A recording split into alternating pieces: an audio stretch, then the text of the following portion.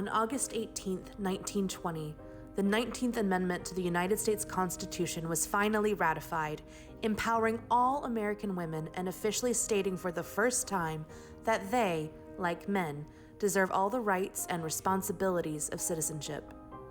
The fight for the right to vote began nearly 100 years before and involved decades of activists and supporters utilizing the power of their voice to guarantee that future generations of women would be heard.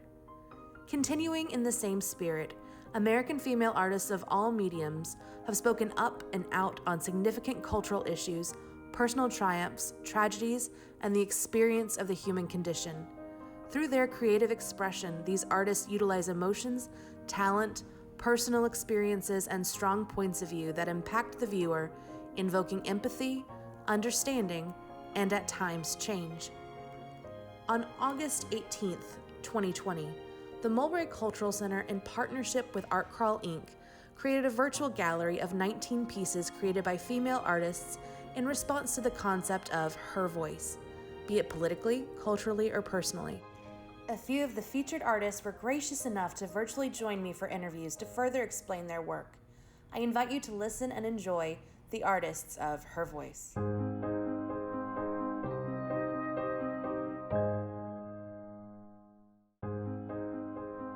I've always liked art, and when I started a career at the post office about 35 years ago, I decided that I would really start giving myself something more than a job.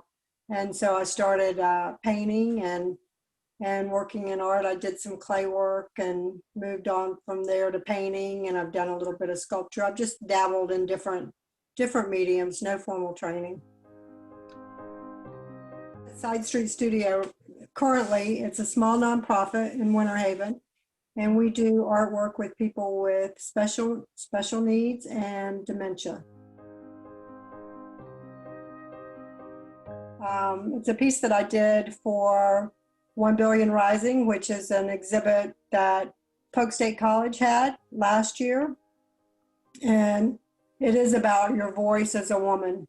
So I thought it would just work well in the show. It is on a wire form, and I shredded fabric, and it creates a gown.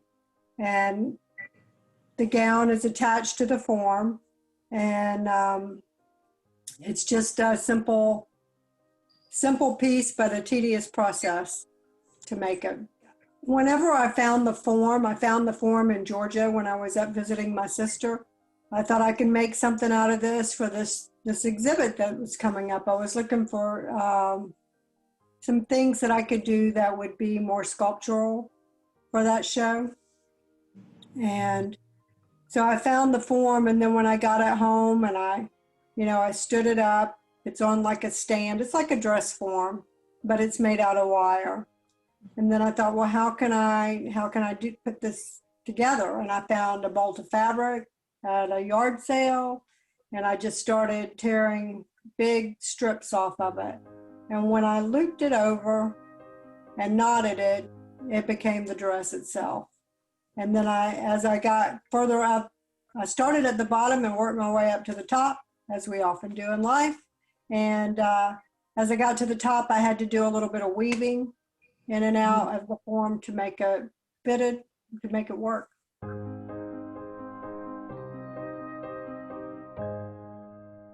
The piece itself, it looks like a wedding gown almost in shreds.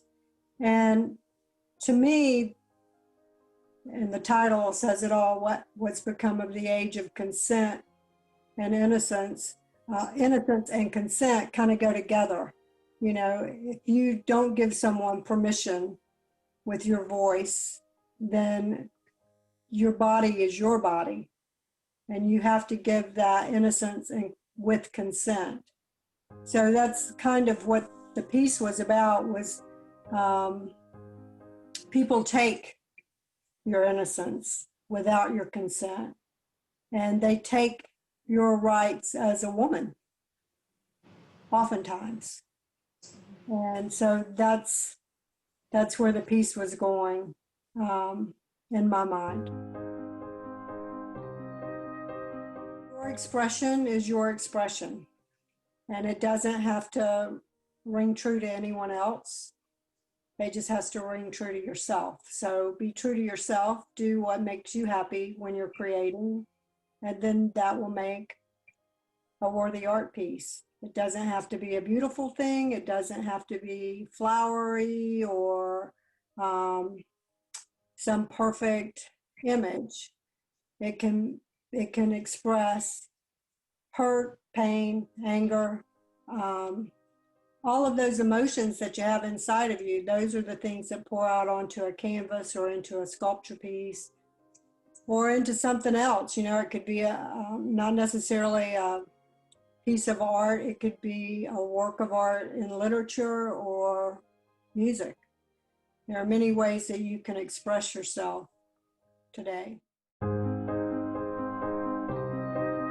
Page on Facebook, Tinia Clark, and Side Street has a website, sidestreetartbeat.com. Side Street Art Beat, the art beat is because we do drumming there as well. That's another form of expression. And if you're looking for a way to maybe relax or to get out some frustration, drumming can really be another way to express yourself. But those are the two ways that you could contact me. You can reach me through Facebook. I don't have a website. I work primarily by commission or by what strikes my fancy as far as exhibits. You know, if I think I could fit in or work within the confines of a show.